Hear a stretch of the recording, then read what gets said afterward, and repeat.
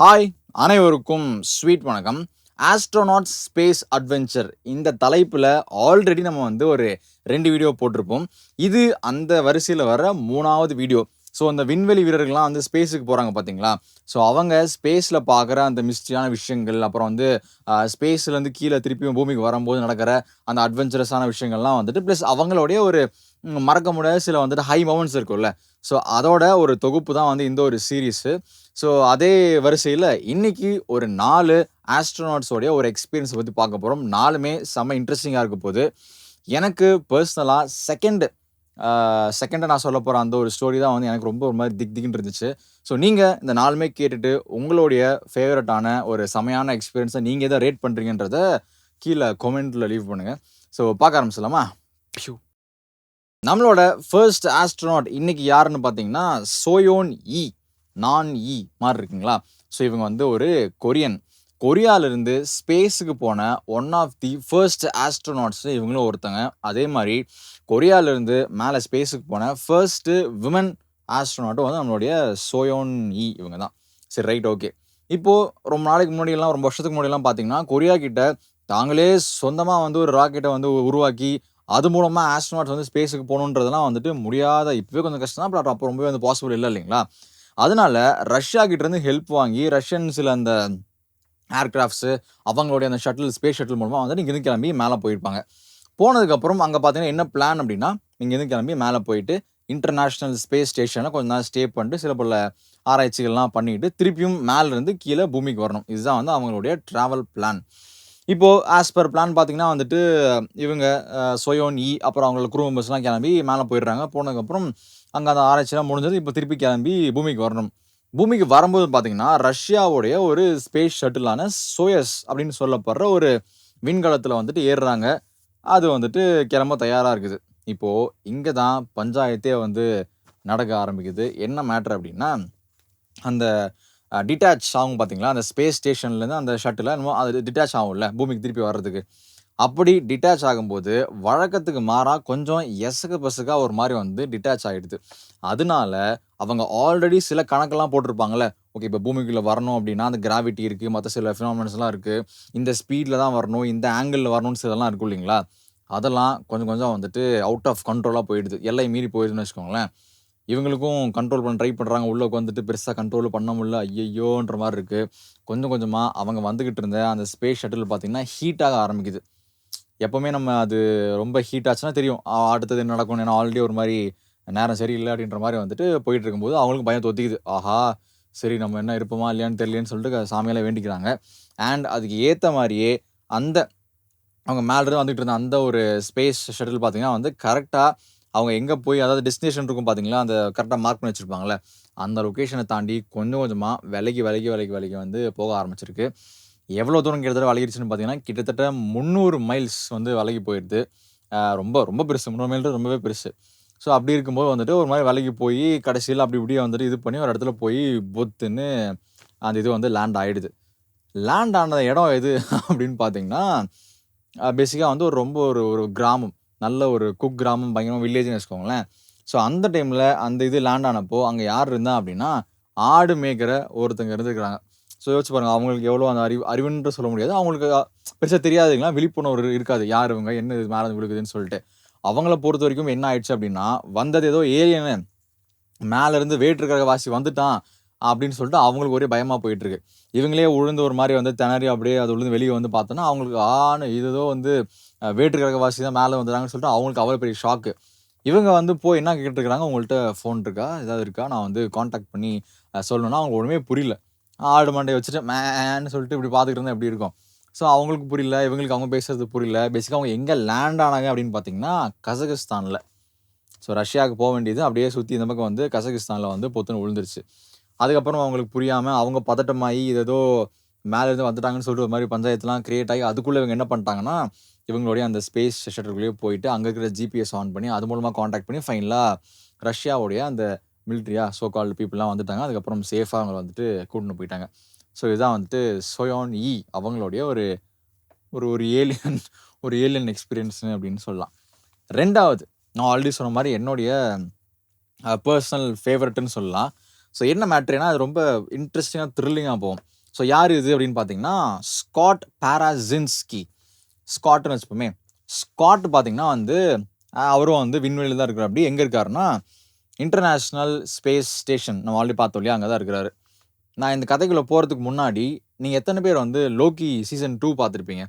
அதில் அந்த அந்த சேம்பர் ஒன்று இருக்கும் பார்த்தீங்களா, அந்த எல்லா அந்த ட்ரீஸு டைம்லைன்ஸ்லாம் வந்து ரொம்ப மல்டிப்ளை ஆகிட்டே இருக்கும். அது வந்து கண்ட்ரோல் கொண்டு வரணும்னு சொல்லிட்டு டிவியே அலைஞ்சிட்டு இருப்பாங்கல்ல. ஸோ அப்போ வந்து ஒரு சின்ன ஒரு போர்ட்டல் மூலமாக வந்துட்டு ஒருத்தர் மட்டும் நடந்து போயிட்டு ஒரு சில வேலைகள்லாம் பண்ணி அதை வந்து சரி பண்ணுற மாதிரி ஒரு சீன்லாம் வரும். கிட்டத்தட்ட அதே சீனோடைய ஒரு ஒரு ரியல் லைஃப் சினாரியோன்னு சொல்லலாம். கிட்டத்தட்ட அந்த மாதிரி தான் அந்த சிச்சுவேஷன் இருக்க போகுது. நான் என்னன்றதை சொல்கிறேன். இப்போது அந்த இன்டர்நேஷ்னல் ஸ்பேஸ் ஸ்டேஷனில் புதுசாக நிறையா லெபார்ட்ரிஸ்லாம் வந்து கட்டணும், இன்னும் நிறையா லேப்ஸ்லாம் கட்டணும், நிறையா வந்து ரிசர்ச்லாம் பண்ணணும் அப்படின்றதுக்காக வந்து புதுசாக இந்த பக்கம் சில கன்ஸ்ட்ரக்ஷன் ஒர்க்லாம் வந்து மேலே அந்த இடத்துல வானத்தில் ஸ்பேஸில் வந்து போயிட்டுருக்கு. அப்படி போயிட்டு இருக்கும்போது அந்த ஒரு பர்பஸுக்கு ப்ளஸ் அங்கே இருக்கிற சில விஷயங்கள்லாம் வந்து இயங்குறதுக்காக சோலார் பேனல்ஸ் வந்து கொஞ்சம் தேவைப்பட்டிருக்கு. அதுக்காண்டி என்ன பண்ணியிருக்கிறாங்க, இன்னொரு other side of the space ஸ்டேஷனில் இருக்கிற அந்த சோலார் பேனல்லாம் கொண்டாந்து இந்த பக்கம் வச்சு இது மூலமாக வந்து ஃபங்க்ஷன் பண்ணலான்னு சொல்லிட்டு ஒரு மாதிரி பிளான் பண்ணுறாங்க. ஆஸ் யூஷுவல் பிளான் பண்ண மாதிரியே அங்கேருந்து இந்த பக்கம் எடுத்து வந்து வச்சிடுறாங்க. ஆனால் என்ன பிரச்சனை ஆகுதுன்னு பார்த்தீங்கன்னா, கொண்டு வந்து வைக்கும்போது அந்த சோலார் பேனல் வந்து ஒரு மாதிரி பழுது அடைந்து விட்டது. பேசிக்காக வந்து ஒரு மாதிரி கொஞ்சம் டேமேஜ் ஆகி ஒரு மாதிரி கண்டிஷன் ஆகிடுது. சரி அவ்வளோதானே, வாட் இஸ் திஸ் அப்படின்னு சொல்லிட்டு கேட்டிங்கன்னா, இங்கே தான் பெரிய பிரச்சனையே வந்துட்டு ஆரம்பிக்குது. ஏன்னா அந்த சோலார் பேனல் ஒருவேளை வேறு ஏதாவது ஒரு மெட்டாலிக் ஆப்ஜெக்ட் கூட சேர்த்தி ரியாக்ட் ஆகி வேறு ஏதாவது ஒரு சில பல காம்பவுண்ட்ஸ் ரியாக்ட் ஆச்சு அப்படின்னா அது பயங்கரமான ஒரு வெடி விபத்தை ஏற்படுத்துறதுக்கு பயங்கரமான சான்சஸ் இருக்குது.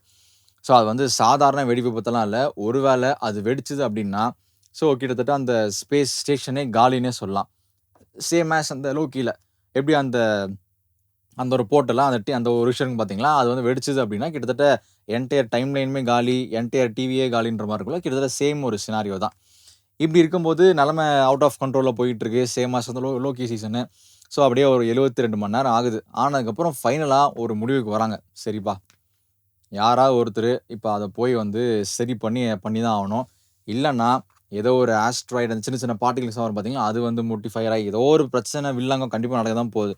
ஸோ இப்போ நம்மள யாராவது ஒருத்தங்க போயிட்டு அதை வந்து சரி பண்ணணும் அப்படின்னு சொல்லிட்டு நம்ம இதில் லோக்கியில் வந்து கேங் பேசிக்காக போவார். அவர் எப்படி சேர்த்து வருவார் இல்லையா. ஸோ சாவ மாட்டார், அந்த பஸ் ஆயிடுவார். ஸோ அந்த மாதிரி வந்து இப்போ யாரோ ஒருத்தர் போகணும். அப்படி போகிற அவர் யாருன்னு பார்த்தீங்கன்னா அவர் தான் நம்மளுடைய ஸ்காட் பாராசின்ஸ்கி. அவர் தைரியமாக முன் வந்து சரி ரைட்டு, என்ன எதாவது பிரச்சனையா, சரி இப்போ நான் என்ன பண்ணுறது, சரி ஓகே நானே போகிறேன் அப்படின்னு சொல்லிட்டு ரொம்ப தைரியமாக டெசிஷன் எடுத்து போகிறதுக்கு ரெடி ஆகுறாரு.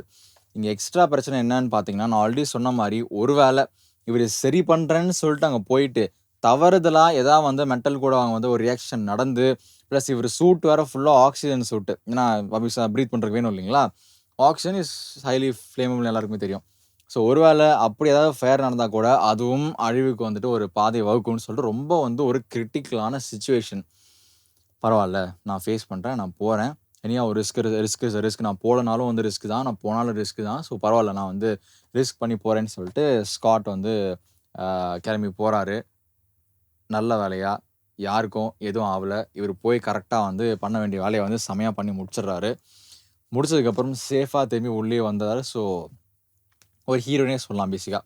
ஒரு ஹீரோ வந்து ஸ்பேஸில் அப்படியே போய் எல்லாம் சரி பண்ணிட்டு அந்த அன்னைக்கு சொல்ல முடியாது, இன்டர்நேஷ்னல் ஸ்பேஸ் ஸ்டேஷனே வந்து அவர் சேவ் பண்ணிட்டாருன்னு தான் சொல்லணும். ஸோ ஸ்காட்டுக்கு ஒரு கிளாப்ஸ் போட்டுடலாம். ஓகே, மூணாவது என்னன்னு பார்த்தீங்கன்னா லேலாண்ட் மெல்வின். இவர் என்ன கதைன்னு பார்த்தீங்கன்னா அட்லாண்டிஸ் அப்படின்னு சொல்லப்படுற ஒரு ஸ்பேஸ் ஷட்டிலில் இவர் வந்துட்டு மேலே போயிட்டு இருந்திருக்காரு. மேலே விண்வெளி நோக்கி போயிட்டு இருந்திருக்காரு. அப்படி போயிட்டு இருக்கும்போது அந்த ஸ்பேஸ் ஷிப்போடைய ஒரு பகுதியில் பேலோட் பேன்னு சொல்லுவாங்க, நிறைய பேஸ் இருக்கும். அதில் வந்து பேலோட் பேல வந்து இவர் ஒரு விதமான ஒரு ஆப்ஜெக்டை பார்க்குறாரு. அது ஏதோ ஒரு ஒரு ஒரு ஆர்கானிக் ஃபார்ம்னு வந்து அதை வந்து சொல்கிறாங்க. ஆர்கானிக் ஃபார்ம்னா ஒரு உயிரினம், என்னன்னு தெரியல, அது என்னவானா இருக்கலாம். பட் ஆனால் ஒரு ஆர்கானிக் உயிரினம்னு சொல்லிட்டு அவர் வந்துட்டு இதை வந்து ஸ்டேட் பண்ணுறாரு. அதை வந்து கீழே வந்து ரிப்போர்ட்டும் பண்ணுறாரு. இது என்னமோ இங்கே வந்து இருக்குது, இது என்னன்னு கொஞ்சம் பாருங்கன்ற மாதிரி சொல்கிறாரு. அதுக்கப்புறம் அவரோட ஒர்க்லாம் முடிச்சுட்டு வந்ததுக்கப்புறம் நாசா என்ன சொல்கிறாங்கன்னா, நீங்கள் பார்த்தது வந்து ஐஸுங்க, அந்த ரொம்ப ஐஸ்லாம் வந்து அந்த படைஞ்சிருக்குல்ல. ஸோ அதை வந்து மேலே போகும்போது அந்த அந்த கூலிங்கும் ப்ளஸ் அந்த த்ரஸ்டர்ஸ்லாம் எரியும் போது அது வந்துட்டு அப்படியே மெல்ட் ஆகி கீழே வரும். அதை பார்த்துட்டு நீங்கள் வந்து ஏதோ ஆர்கானிக் உயிரினம்லாம் சொல்கிறீங்க, அப்படிலாம் இருக்கிறதுக்கு வாய்ப்பு இல்லைன்னு சொல்லிட்டு அவங்க சொல்ல. நம்ம மெல்வின் என்ன சொல்கிறான்னா, இல்லை எனக்கு ஐஸுக்கும் எனக்கு வந்து ஆர்கானிக் உயிரினுக்கும் வித்தியாசம் தெரியாத நான் முட்டாளான்னு சொல்லிட்டு அவர் ஒரு பக்கம் வந்து நிறைய இன்டர்வியூஸ்லாம் கொடுத்துருக்காரு. நான் பார்த்தது வந்து அது வந்து நான் ஏலியன்னு சொல்ல மாட்டேன், ஆனால் அது வந்து ஐஸ் கிடையாது, கண்டிப்பாக அது வந்து ஏதோ ஒரு ஆர்கானிசம் தான் அப்படின்னு எனக்கு கன்ஃபார்மாக தெரியும்னு சொல்லிட்டு அவர் ஒரு பக்கத்தில் சொல்லலை. இந்த பக்கம் நாசா வந்து எப்பவுமே வந்து ஒதுக்கிட்டது இல்லை இல்லைங்களா?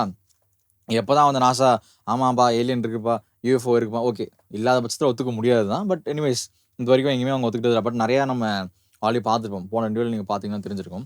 ஸோ அப்படி இருக்கும்போது இவங்க அப்படி எதையும் ஒத்துக்கல. ஆனால் இவர் விடாப்படியாக வந்து எல்லா பக்கம் வந்துட்டு இல்லைங்க நான் பார்த்தது ஒரு இதுங்க, ஒரு டிரான்ஸ்லூசன்ட் ஒரு ஆர்கானிக் ஒரு ஆப்ஜெக்ட்டை நான் வந்து பார்த்தேங்கன்னு சொல்லிட்டு இவர் வந்து சொல்லிட்டே இருந்திருக்காரு. அது உண்மையா பொய்யா, ஏலியன் லைஃப் ஃபார்மாக தான் எதுக்கு வந்து இவரோட அந்த ஸ்பேஸ் கிராஃப்டில் அது வந்து உட்காந்துட்டு இருக்கணும். ஸோ நிறைய கேள்விகளும் இருக்குது. பட் அவருக்கு தான் ஆன்சர் எல்லாமே தெரியும். ஃபைனலாக 4வது பார்த்தீங்கன்னா வந்து கொஞ்சம் எப்படி சொல்கிறது, எமோஷ்னலாக நம்ம வந்து முடிக்க போகிறோம். இது எந்த காலகட்டம் அப்படின்னா 1967கள்.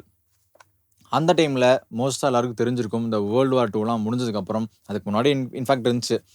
அமெரிக்கா ஒன்று வந்துட்டு பயங்கரமாக பண்ணாங்கன்னா அதுக்கு ஏற்ற மாதிரி போட்டிக்கு ரஷ்யாவும் ஒன்று பண்ணுவாங்க. ஸோ அந்த ஒரு கோல்டு வார் அப்படின்றது வந்து பயங்கரமாக வந்து போய்கிட்டு இருந்த ஒரு காலகட்டம். நீ அது பண்ணுறியா நானும் பண்ணுவேன்டா, நீ பெருசா நானும் பெருசுடான்னு சொல்லிட்டு ஏதோ ஒரு பங்காளி சண்டை மாதிரி வந்துட்டு மாற்றி மாற்றி வந்து அப்படியே போயிட்டே இருந்திருக்கும். அப்படி இருக்கும்போது வேர்ல்டு வார் டைம் வரைக்கும் என்ன பண்ணிட்டு இருந்தாங்க, வெப்பன்ஸ் நீ அப்படி அந்த வெப்பனா நான் பாரு இந்த வெப்பன், நீ என்ன அப்புறம் அடுத்த டெக்னாலஜின்னு வந்தாங்க, ஓ நீ இப்படி பண்ணுறியா நான் இதை கண்டுபிடிக்கிறேன் அப்படின்னு சொல்லிட்டு மாற்றி மாற்றி போயிட்டு இருந்தாங்க. ஒரு கட்டத்துக்கு அப்புறம் சரி அடுத்தது என்ன ஸ்பேஸ் ரைட்டு, நீ போறியா நிலாக்கெல்லாம் போறியா நானும் வந்து எல்லாம் பண்ணுவேனான்னு சொல்லிட்டு ரஷ்யா வந்து அந்த அந்த ஒரு அந்த ஒரு வேலையில் வந்துட்டு ஈடுபட்டு இருந்த ஒரு டைம். ஸோ அப்போது நம்ம ஆல்ரெடி முன்னாடி பார்த்த மாதிரி வந்து ஒரு சோயஸ் அப்படின்னு சொல்ல போகிறோம். இது இன்னொன்று ரொம்ப இனிஷியலாக கட்டமைக்கப்பட்ட ஒரு சோயஸு. அதை வந்து நாங்கள் வந்து மனுஷனை வந்து நாங்கள் ஸ்பேஸுக்கு அனுப்புகிறோன்னு சொல்லிட்டு ஒரு ப்ராஜெக்டை டிசைன் பண்ணுறாங்க. ஆனால் அந்த ப்ராஜெக்ட் வந்துட்டு ஃபுல்லாக கம்ப்ளீட் ஆகலை, சேஃபானு தெரில, போனால் சக்ஸஸ் ஆகுமான்னு தெரில. அந்த டைமில் தான் பார்த்தீங்கன்னா அமெரிக்கா வந்து இந்த மூணுக்கு போகிற விஷயங்கள்லாம் வந்துட்டு ஆல்ரெடி ஒரு டெஸ்ட்டுக்கு போயிட்டு வந்திருப்பாங்க. இவங்கெல்லாம் போகிறதுக்கு முன்னாடி தான் ஆக்சுவலாக. ஸோ அப்படி இருக்கும்போது இவனுக்கு போயே ஆகணும், நானும் ப்ரூவ் பண்ணணும், நானும் கெத்துறான் என்னாலே முடியும்னு சொல்லிட்டு ப்ரூவ் பண்ணும் இல்லையா, அந்த ஒரு ஈகோ மேபி எப்படி வேணா சொல்லலாம், அந்த போட்டி பொறாமை. ஸோ அதன் காரணமாக ஒரு ஒரு ஒரு ஆஸ்ட்ரோனாட்னு சொல்லலாம், அவர் பேர் வந்து விளாடிமிர் காமரோவ் அப்படின்னு சொல்லிட்டு, அவரை அந்த அந்த சோயஸ்ன்ற அந்த ஒரு விண்கலத்தில் அனுப்பி மேலே அனுப்பிச்சி விட்டுடலாம், நாங்களும் போயிட்டு இருந்துட்டு நாங்களும் கீழே வருவோம்னு சொல்லிட்டு அனுப்புகிறாங்க. ஆனால் போகிறதுக்கு முன்னாடியே விளாடிமிருக்கு தெரியும் இது வந்து ஒரு சூசைட் மிஷின். ஏன்னா ஸ்பேஸ் கிராஃப்ட்டு ஒழுங்காக தயாரிக்கப்படலை, மேபி இன்னும் நிறையா டெஸ்டிங் ஃபேஸ்லாம் இருக்குது, அதெல்லாம் தாண்டி அது ஓகேன்னு வந்தால் தான் மேலவே வந்து அனுப்பணும் பேசிக்காக. ஆனால் இவருங்க அந்த போட்டியின் காரணமாகவும் பொறாமையின் காரணமாகவும் தன்னோட உயிரோட விளையாடுறாங்கன்னு சொல்லிட்டு அவருக்கு நல்லாவே தெரியும். இருந்தாலும் அவரோட சூழ்நிலை அப்புறம் சில பல அழுத்தங்களுக்கு காரணமாக வேறு வழி இல்லாமல் அவரும் ஒத்துக்கிறாரு, சரி நான் வரையன் வந்து தொலைகிறேன் அப்படின்னு சொல்லிட்டு. ஸோ வீட்டிலேருந்து கிளம்பி போகும்போது ஆப்வியஸாக அவருக்கு தெரியும் திரும்பி வர மாட்டேன்னு சொல்லிட்டு. ஆனால் வீட்டில் எல்லாமே பாருங்க ஓகே ஃபைன் ஜாகிரதையாக இருங்கன்னு சொல்லிட்டு அவர் பாட்டுக்கு வந்து கிளம்பி வந்திருக்காரு. வந்ததுக்கப்புறம் அந்த அந்த டேவும் வருது, இவர் கிளம்பி மேலே போகிற அந்த டேவும் வருது. ஸோ வந்துடுது. அப்புறம் அந்த கவுண்ட் டவுன்லாம் பண்ணுறாங்க, கிளம்பி மேலே போகிறாங்க. ரஷ்யா ஏதோ கொஞ்சம் தூரம் மேலே போனதுக்கப்புறம் சூப்பர் நாங்கள் ஜெயிச்சிட்டோன்ற மாதிரிலாம் வந்து சீன் போடுறாங்க. பட் போக போக போக என்ன ஆகுதுன்னு பார்த்தீங்கன்னா கொஞ்சம் கொஞ்சமாக அவங்க போன அந்த ஸ்பேஸ் ஷிப் வந்து மேல் ஃபங்க்ஷன் ஆக ஆரம்பிக்குது. அண்ட் ஃபைனலாக வந்து கிட்டத்தட்ட ரொம்ப ஹீட் வந்து லைட்டாக கொஞ்சம் கொஞ்சமாக வந்து ஆக ஆரம்பிக்குது. ஓகே அவுட் ஆஃப் கண்ட்ரோல்ன்றது வந்துட்டு புரிய ஆரம்பிச்சிருது.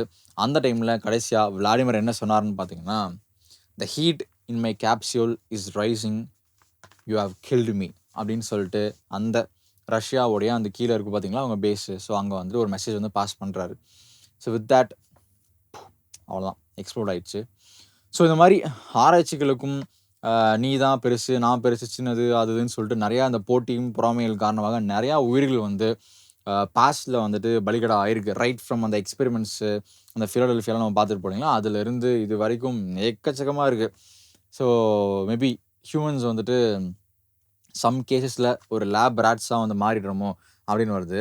அப்படி பார்த்தா ஆக்சுவலாக நான் அந்த கார்டியன்ஸ் ஆஃப் தி கேலக்ஸி வந்து ஓகே நான் ரொம்ப அவுட் ஆஃப் டாபிக் போகிறேன், பட் எனக்கு சொல்லணும்னு ஆசை.